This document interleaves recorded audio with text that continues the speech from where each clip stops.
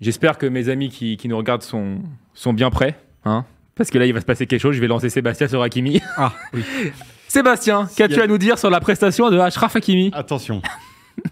Moi, si tu veux, Hakimi, c'est un joueur que je trouve qui est porté de talent, mais là, ce soir, je ne savais pas quel poste il jouait. Je ne sais pas s'il était latéral droit, 9, 10, ailier, même gardien à un moment donné. C'est n'importe quoi. Donc aujourd'hui, si tu veux, on est dans une situation où tu as un joueur qui, quand même, son poste de base, c'est quand même être latéral droit. On l'a vu, il organisait le jeu. À un moment donné, il était même en pointe, mais c'est à la 60e minute, mais c'est n'importe quoi. Alors, peut-être que Luis Enrique le laisse, peut-être, cette certaine liberté. Mais à la limite, si cette liberté, tu l'utilises à bon escient, c'est bien. Mais quand tu fais n'importe quoi comme il a fait ce soir, franchement, qu'est-ce qu'il a fait de bien? Tous ses centres, il les a ratés. Il a eu un coup franc, il a mis 4 mètres au-dessus, il a tué un pigeon.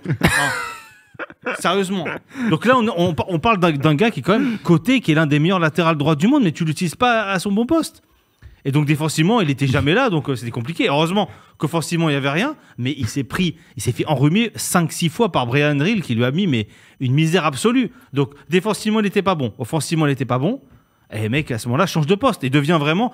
Moi, je pense que ils sont en galère de 9, mais mettez Hakimi 9. Hein. Et comme ça, on est tranquille. Hein. Hakimi numéro 9. Dans le chat, ils sont plutôt d'accord avec toi. Hein. Il y a Joseph qui nous dit Hakimi déstabilisé par Roméu. Il complète en disant Hakimi a fait une fixette sur Roméu, il a été malmené. Et Brandon qui nous dit Hakimi nul, carrément. Simplement. Je pense que c'est. Mais c'est, je pense, un résumé plutôt honnête. Plutôt honnête d'un joueur frustrant, parce que c'est un joueur qui a énormément de qualité. Tu le vois, il va très vite avec le ballon, il a une bonne conduite de balle, etc. Tu le vois, le nombre d'occasions qu'il peut t'apporter.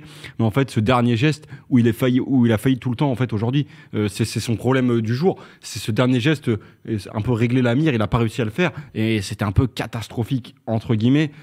Même si je ne vais pas être aussi dur que Seb sur l'ami marocain. Mais oui. Il a manqué vraiment dans le dernier geste. Et un Hakimi ce soir qui ne manque pas, mais il t'apporte un nombre d'occasions parce que par contre, son animation dans son couloir, elle est énorme. Tout le match de la première à la dernière minute, il t'apporte énormément.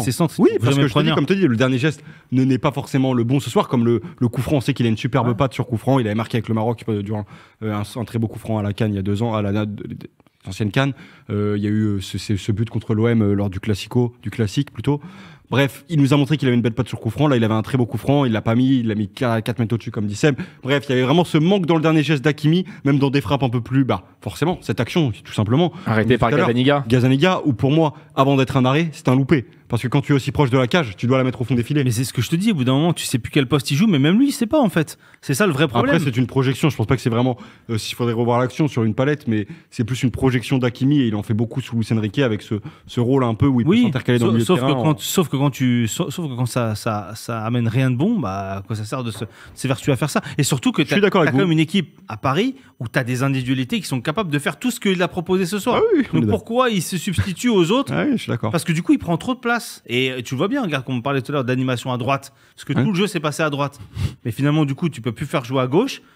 Vitinha, finalement, à un moment donné, il voyait Hakimi lui passer devant lui. Qu'est-ce qu'il fait? C'était à Vitinha de faire des passes, de faire des ouvertures, même à un moment donné, sur la balle de Colomoni.